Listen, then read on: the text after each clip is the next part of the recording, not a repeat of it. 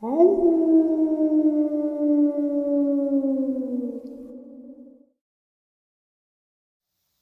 and salutations, everyone, and welcome to tonight's second half. Before we jump into it, a couple links. As many of you know, I rely on Patreon, PayPal, channel membership, and the merch to help the channel to continue to grow and go. Links to Patreon, PayPal, and channel membership is in the description below. Merch displayed directly under the video.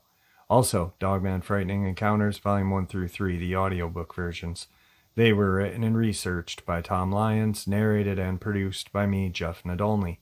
Those audiobooks are available on Audible, Amazon, and iTunes, links to which are also in the description as well. And finally, last but definitely not least, if you'd really like to help support the channel to continue to grow and go, simply subscribe. It doesn't cost a cent. Click the like button, takes half a second. If you don't want to miss out on any of the informative uploads I put out daily, click that bell icon, and folks, please leave a comment. Why? Well, because all these things really do help the channel to continue to grow and go, and yes, folks, they definitely do matter. Now, everyone, I have taken far too much of your time. Let's jump in to tonight's second half, shall we? Tonight's second half has absolutely one of my favorite experiences that I've ever heard. I feel like I like it so much because I like urban exploration. I like ghost hunting, and, well, a bunch of kids go urbexing and some bad stuff happens. And I'm going to throw in a couple videos at the end. Let's get into it. Today's first subscriber, Dogman, Ohio encounter. I live in southern Ohio near the Ohio River. Myself and a few friends decided to go explore an abandoned hospital that backed up to a giant hill and large forest across the river in Maysville, Kentucky. It was a local spot for dumb teenagers to go and scare each other and play grab-ass with their girlfriends. So running into other people was not uncommon, but you could usually tell if other people were there because there'd be cars parked nearby. That being said, on this night, we were the only dumb teenagers there. The moment we got out of the car, though, everything felt wrong. We knew we weren't allowed to be there because the building was condemned, but this felt like we were in actual danger, which of course we always were because it was condemned, but it just felt different. Now, by this point, I had been to Hazelwood Hospital 20 times or so, and I was familiar with the layout. Once the three of us had gotten inside, we had been there for about 45 minutes when we split up to tag some different places and explore. I went to go take some pictures of the morgue in the basement to see if I could photograph any orbs or anything cool. I'd been in the morgue for about 10 minutes when I smelled the most foul smell I had ever smelled. It was rotten. I didn't know what it was, but it was rotten. I imagined it was a large dog or coyote, but all I could make out was about 40 pounds of rotting meat. I had just started to look at the meat chunk when I heard the slam of the steel door and what sounded like running through puddles of water, which meant whatever it was in the basement with me because the floor had 3 inches of standing water in it. So naturally, I figured it was my shifty friends playing a prank on me. That was when I decided to get them back and scare them before they could scare me. Now, the way the morgue is set up, you could actually climb on top of the coolers they use to store the bodies. So I hopped up there and laid in wait to scare my friends. And I had been there no more than a minute when I heard screaming. Now I've known my friends my entire life, which at this point had been 19 years. I've never heard screaming like this. The scream stopped, and I heard hard footsteps running above me, and what I can best describe as pounding. Now, I'd be lying if I said I wasn't freaked out a little, because that was not like my friends. It was usually hiding behind a corner and jumping out and saying, "Gotcha." This was different. This was dread, and I started to feel it. As I continued lying there, about 5 minutes had passed when I heard panting and footsteps in the water. They were getting closer. That was when I smelled a wet dog. But it wasn't just a wet dog I was smelling. I was smelling the same smell of rot as well. Then another steel door slammed, and I could tell it was the same door I passed before I got to the morgue store. The panting was even louder now, and honestly, it sounded more like labored breathing and sniffing. Now at this point, I'm terrified, trying to slowly back away from the edge of the cooler I'm on, so I can slip behind the wall of the cooler. The cooler backs up to the drop-in boiler room, and I'm almost to the end of the cooler when I hear the morgue door slam open and break the tiles on the wall with the handle. I'm less than 35 feet from whatever is panting and smelling like death. And all I can think is, run, run, run. I could hear sniffing, and then I heard the deepest, most menacing growl I'd ever heard. The movies and shows don't do justice to just how deep and rough a growl of the size sounds. It was scaring me, sniffing me out. It was actually smelling where I had been. I dropped down behind the wall in the boiler room, and I thanked God the door that connected the morgue to it was blocked with some old gurneys and a locker on its side, which I thought would stop this thing from getting in. I was wrong, very wrong.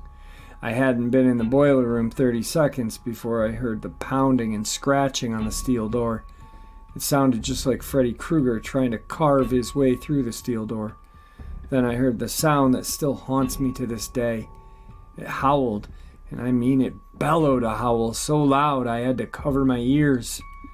Now on the other side of the boiler room was the access to the generator and the dock doors trucks used to unload, and the hillside that led to the woods.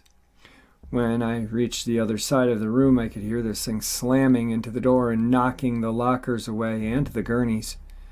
I opened the door to the dock room, and when I looked back, I saw the arm of this creature sticking through the opening it had made, and it was just like a horror movie. It was gray and brown, massive fur, but it looked like a human arm. But it didn't, because the hand was all wrong. The hand had 5 digits, but the claws would have made a bear run in fear. I slammed the door behind me and ran for the dock doors. The dock doors would not budge, and I could hear the gurneys overturning and the lockers sliding on the floor. It was getting through, and the only thing between me and it now was a single door. I ran to one of the windows by the dock doors and proceeded to bust it out, which mangled my hand from the glass. Then, as I was pulling myself through the window, I heard the door get slammed into, and one of the hinges completely flew off the door and hit the wall. I tumbled out of the window and hit the cold, wet ground. When I stood up, I saw it in the doorway.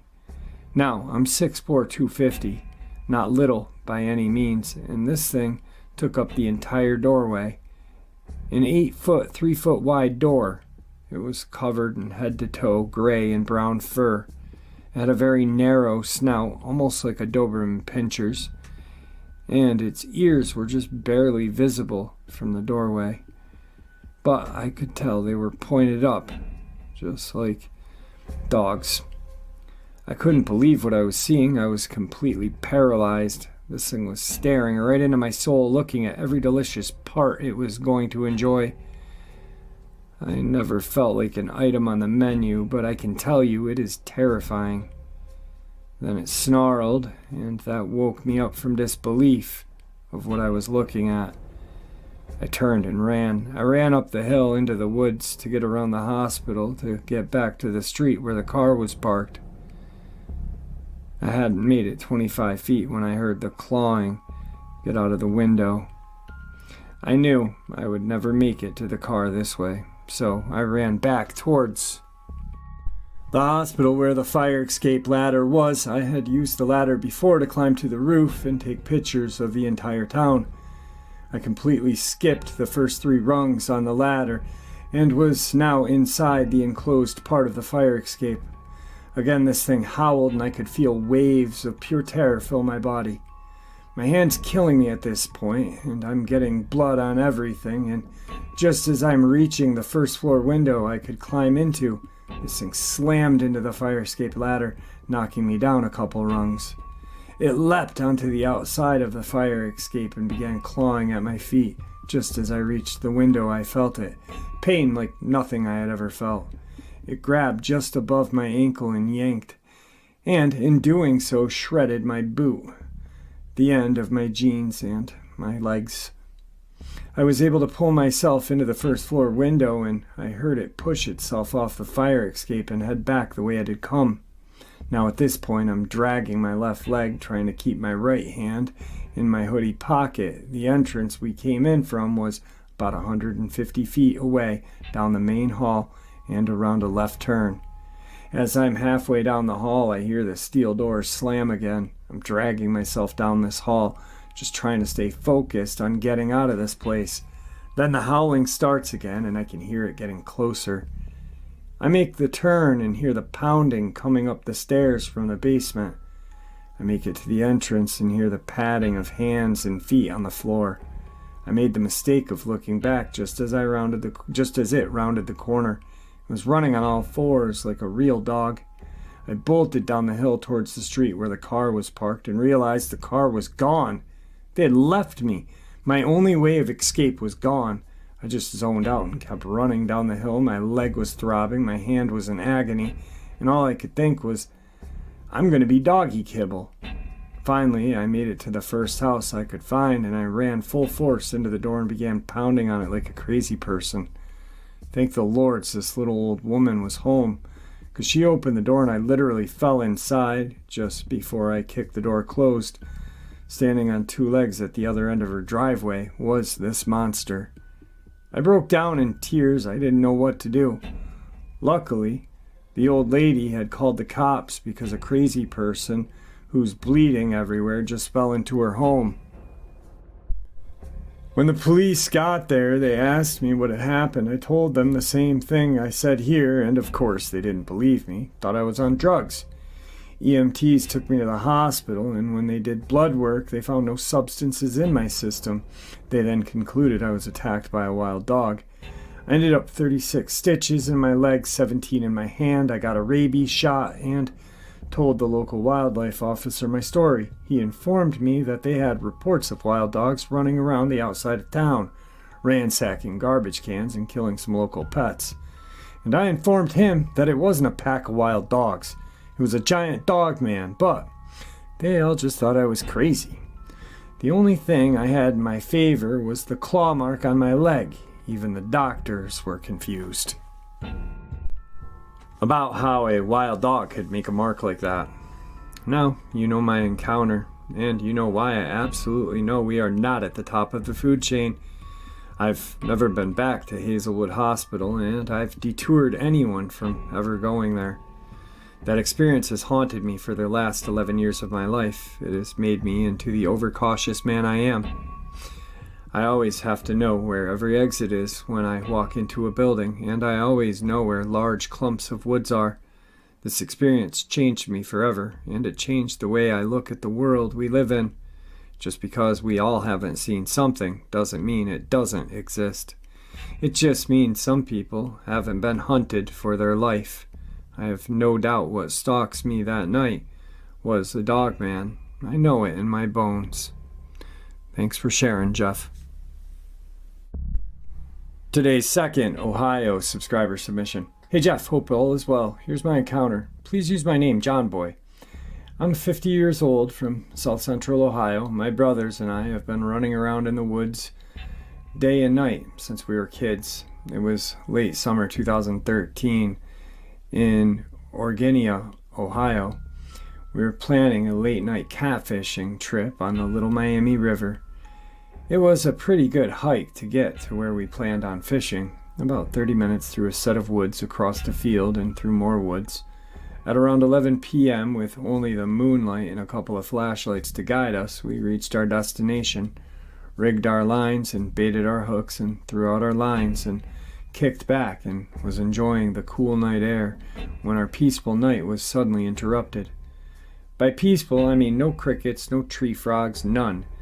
The usual sounds you'd expect at a river on a warm summer night. We heard a loud howling roar from across the river. My brothers and I looked at each other, and before any of us could utter a word, there came a crashing from the woods across the river, and a huge silhouette or shadow was standing at the edge of the woods close to the river. All we could make out was a black shape standing at the wood's edge, just out of reach from our flashlights. It looked to be somewhat human-like, but much too big to be a man, and appeared to be somewhat hunched over. If I had to guess its height, I'd say 8 feet or so. We only saw it for a couple of seconds, then another howling roar sounded, and which vibrated through my chest. Without a word, we jumped up and grabbed our poles, and without reeling them, started running back the way we came, hooks and lines getting tangled in the trees until our rods were pulled out of our hands by the trees and brush. We just left the poles and kept running. I think the poles are still in those woods to this day. We exited the woods a lot faster than we entered them. 3 grown men running like scared little kids. We have returned recently during the day and were going fishing there until I felt uneasy and I couldn't. We left. We agreed not to tell anyone about that night and haven't until now. I talked to my brothers and they agreed to me telling the story to you. I believe Ohio to be a hot spot for Dogman, and with the recent upload about the Ross County, Ohio brothers that took down a Dogman, I felt compelled to share my encounter. Thank you, Jeff, for all you do. I appreciate it. God bless. And here is that encounter that he just mentioned. Hey, Jeff, please don't use my real name. This encounter happened to my brother and I in the late 80s, early 90s. It was the second day of deer season in southern Ohio. My brother had a .358 Winchester and I had a .308 Ruger, which you are not supposed to be hunting with. The farm we hunted on was rented by my dad's brother. I've hunted on this farm from 1966, when I had turned 13. Now, the day had started early, like all deer hunts do, on the stand by 5:30. I was sitting on a fallen log with my back to the woods, facing a freshly shelled cornfield. My brother was 50 to 60 yards to my right, sitting on a tree stump facing the same field. At about 10 a.m., my brother started shooting, so I stepped out to maybe get a shot at a deer also. Only, when I stepped out, it wasn't a deer my brother was shooting at, but what looked like a giant German shepherd charging at him on its hind legs. So I raised my rifle and shot, hitting it in the right shoulder, and the second shot hit it in the head. It fell down right as it swept at my brother. I ran down to where my brother was there. He had a slash on his left shoulder. I think his coat kept it from being worse. So we got to our Jeep and took him to our uncle's house and called the squad. When it came, so did the sheriff and the ODNR, because my aunt had said a wild animal attack. I have a friend I knew from the ODNR who was hunting on another farm. He arrived also. My brother went in the squad, and I took everyone back to look at what we described, to have a look-see.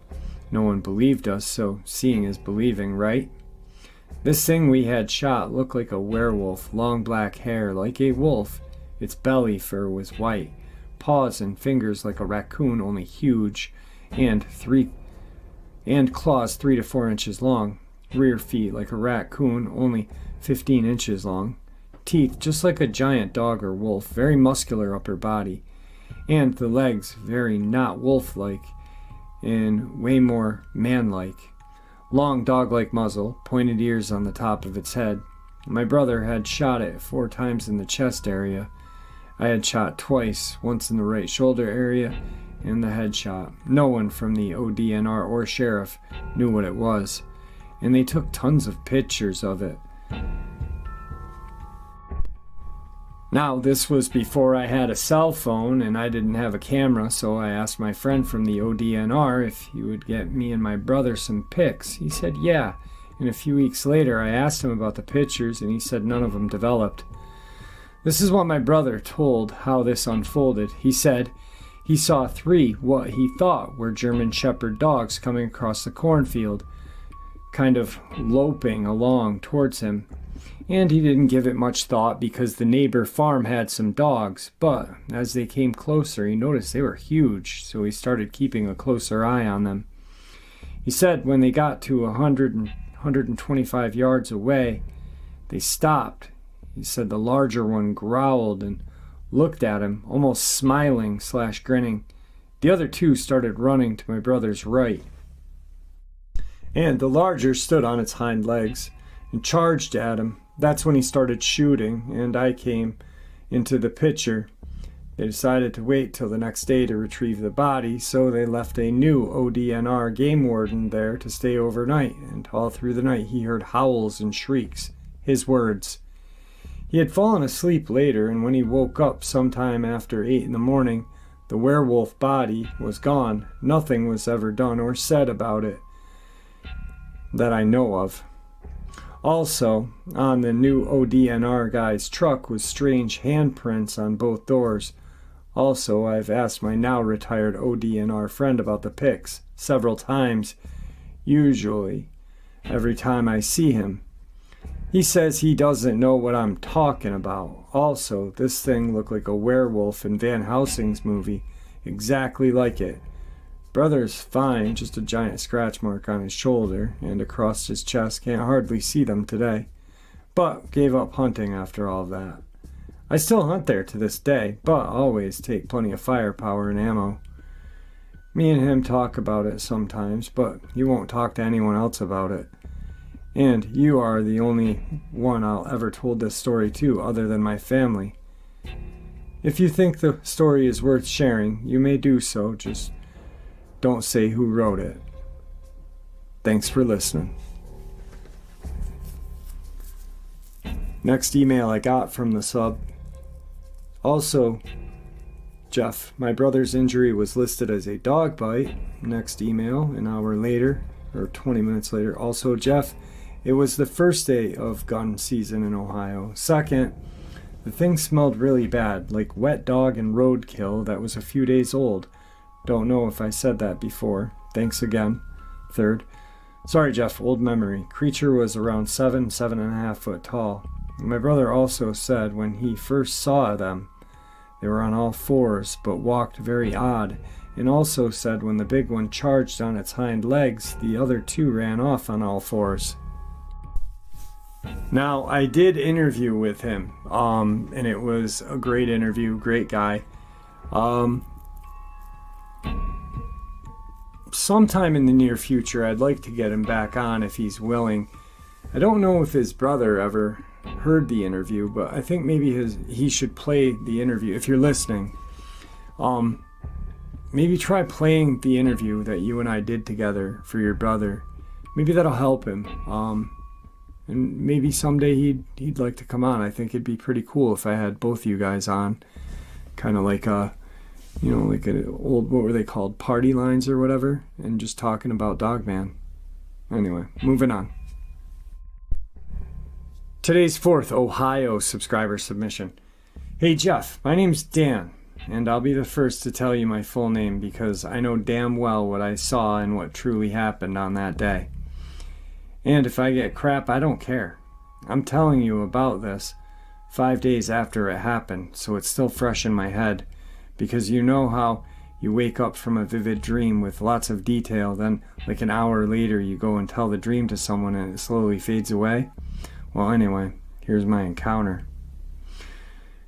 The day was Wednesday, February 12th, 2020. I was coming home from work that evening, and my drive takes me about an hour to get home. I work near Columbus, Ohio, and live in Evansville, Ohio, so after I leave the big city and travel through the smaller towns, I'm left with about a good 30 to 40 minutes of nothing but back roads and farmlands. They are full of woods and flat farmland, so anyway, right as I was entering the last part of my way home, I turned off the highway and started towards the rural part. I'm listening to some Suicide Boys, de-stressing about the day. Then all of a sudden, I had this really bad feeling come over me. I got really nervous and looked in my rearview mirror, thinking that a cop may be nearby or sitting on the road somewhere. I was nervous because I'm currently driving with a suspended license, so I immediately slowed down a little and looked down at my gauges to check if everything's good. All good, I thought. Nothing wrong with the inside of my car, so due to past experiences, I looked for the nearest driveway to stop and check and see if my tires were flat. I pulled into what looked to be a state park entrance with woods on the side I pulled onto, and on another side of the road it was flat grassy field. Got out and checked the car over, tire by tire, making sure the lights were all working. So far so good, I told myself. I shrugged my shoulders, happy nothing was wrong. I go back around the driver's side to get in. Then, the left side of me, out of the corner of my eye, I caught movement. I turned my head toward the direction and had to squint to make sure I really did see something. I stared at the area for about 30 seconds to make sure I just wasn't seeing things. Then, all of a sudden, I see this huge black mass moving around in the field. From my standpoint, it looked like a big black bull. Dang, that must have been a prize-winning bull, I thought. Maybe it had gotten loose from a nearby farm. It wouldn't be too neighborly if I let it get away. So, me being the careful type, I opened my trunk and got out the aluminum baseball bat just in case it wants to be brave. I know how to herd cattle, for my family in Kentucky raised them, and I've been around them my life. So, I know how bulls can be. They are very unpredictable. As I start walking towards the bull, I'm thinking to myself, do I really need to do this? Why am I doing this? Well, to answer both my questions, I was raised to look out for your fellow neighbor. Besides, that bull was worth a whole heck of a lot of money. So I continue to walk slowly and carefully, not to spook it, because I don't want it to charge me. I relax my breathing and keep a tight grip on the bat and continue to walk towards the bull. So I'm 100 yards away from it, and all of a sudden a putrid, horrid stench hits my nose and I choke. I stopped, stunned by the smell, cough in response of the smell. And at that moment, what I thought was a bull turned around and looked straight at me. At that very moment, my breath left my body and my eyes widened. I felt the strength leave my body. Thing had beady yellow eyes, about 6-inch pointed black ears, and stained yellow teeth. Its gums glistened in the sunlight with saliva. Oh God, oh God, oh God, I said to myself, still not believing what I'm seeing. Our eyes locked and the whole world stood still. Time stopped. All I heard was my heartbeat and the low rumble growl that this wolf-like creature let out. This was a Dogman, I said to myself. It has to be. This thing is as big as a cow. I suddenly remembered my schooling, as in, do not make eye contact with a predator, as it sees it as a challenge. I bowed my head and held out my arm, showing that I'm backing off, and I am in no way a threat, all the while keeping my eyes on it and make sure it stays where it's at. I notice it raised to its hind legs to urinate. Great, I said, I'm in its territory, even more of a reason to get out of here. I must have been walking for what seemed like 5 minutes, thinking I gotta be at my car. I realized I've only taken like 20 steps, making no progress. I'm still looking towards the wolf, its eyes still fixed on me, like it's waiting for me to make a threatening move. My plan was just to ease back to the car and get out of there in one piece. Then, all of a sudden, as if karma decided to show up and give me the biggest FU, without warning, I let out the biggest and deepest sneeze. And as soon as I jerked my head back to see this wolf already charging towards me, my stomach drops, my skin goes clammy. Oh, great, I thought.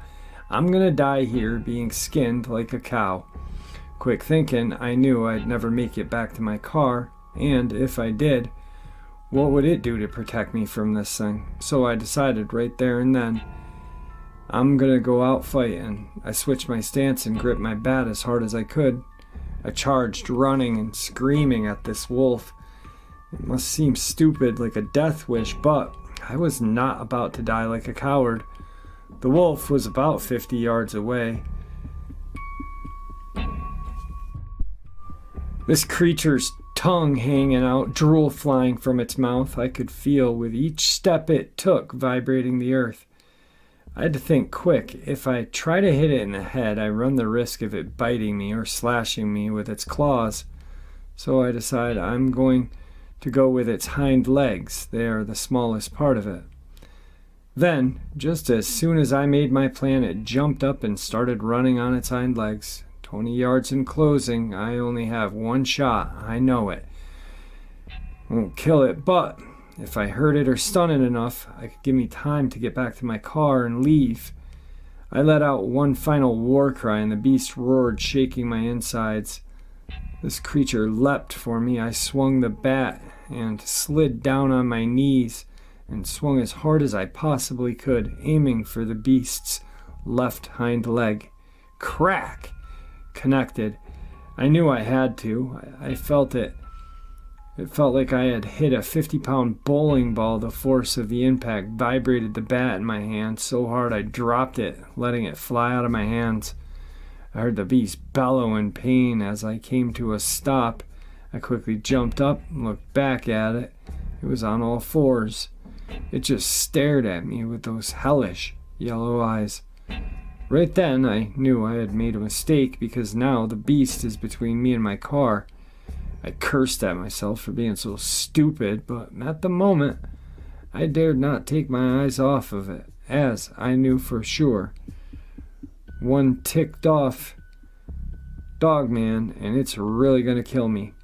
But to my surprise, it looked at me up and down and just nodded as if saying, "You outsmarted me, you may live another day," or something like that. Then it hobbled off toward the forest, confused and stunned. I picked up my bat and ran to my car so fast I don't think my feet hit the ground. I got in the car, started it, and floored it the rest of the way home, white-knuckling the steering wheel, the motor screaming until I got to my road, threw the bat in a grassy ditch, pulled into my driveway. I took a few minutes to collect myself and calm down before I headed into the house to face my family, trying to think of an excuse as to why I'm in this condition. Taking a long, heavy sigh, I get out and start heading towards my front door when I heard a long, blood-chilling howl. "Until next time," I said. Upon opening the door, my wife, holding our 7-month-old son, she took one look at me and sat him down in the playpen and ran over. "Oh my God, what happened to you, honey? Are you okay? Why are you so pale and sweaty? You look like you saw a ghost." "I hit a dog on the way home, honey, and it scared me." "Oh my God," she said, hugging me. "Are you okay, though? Did you kill it with your car?" she asked, looking worried over at me. No, I didn't. I don't even think I left a scratch on it. Thanks for your time, JB." Tonight's final subscriber, Ohio Dogman submission. "Hey Jeff, I appreciate what you do. I had a brief encounter of some sort in 1981. I was fishing on a private pond. Yes, I was trespassing at 3 a.m. Never saw what it was, but I heard it. One thing I do know is that it was bipedal and huge. I could hear it stepping with strides that sounded like 10-foot spans, and all I could see was the top of 30 to 40-foot sapling trees bending out of the way as it left the area. And as I believe most people would have done, I left the area and fast. My first response, besides almost urinating on myself, was to run. But I didn't want to leave my fishing gear and tackle. It was fairly new and expensive. So I grabbed it as fast as I could and unsheathed the cheap fixed blade knife. I ran as fast as I could, going around the opposite direction of the pond to get back to my car. I never went back, and I told my cousin about the incident and to stay away. Moral learned from the story: I will never trespass again. Jeff, no matter what I think or anyone else, continue to do what God has placed in your heart. There is more to this world than what most of us have seen or believe in. Don't let the haters see or hear you sweat. The supernatural is natural. At some point, someone decided to put the prefix super in it because we can't understand all of what God has created, done, and allowed to happen. All right, guys, like I said in the intro, I had some absolutely terrifying encounters out of Ohio. I hope you enjoyed them. Let's check out some video clips. Look. A human. That's not human. That's not a human. That face is hairy first, but no. That is not a human. Oh my god.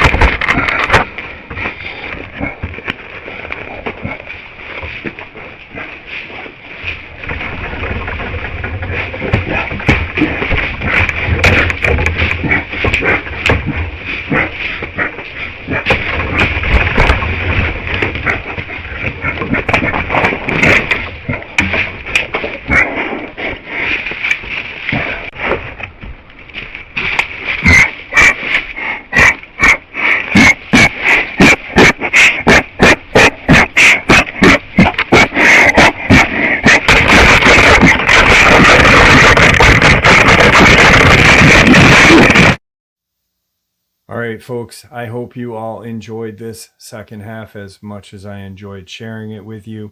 That last video clip, very interesting. Subscriber sent it to me, and it's from a trail cam. And I really have kind of looked into it. I do see a snout, what appears to be a snout. I don't know if it's a bear or if it is a Dogman. I'm leaving that up to you guys. With that being said, thank you for supporting the channel. It is your support, after all, that helps this channel to continue to grow and go. And honestly, what gives people a place to share their experiences, ideas, and theories. Thank you.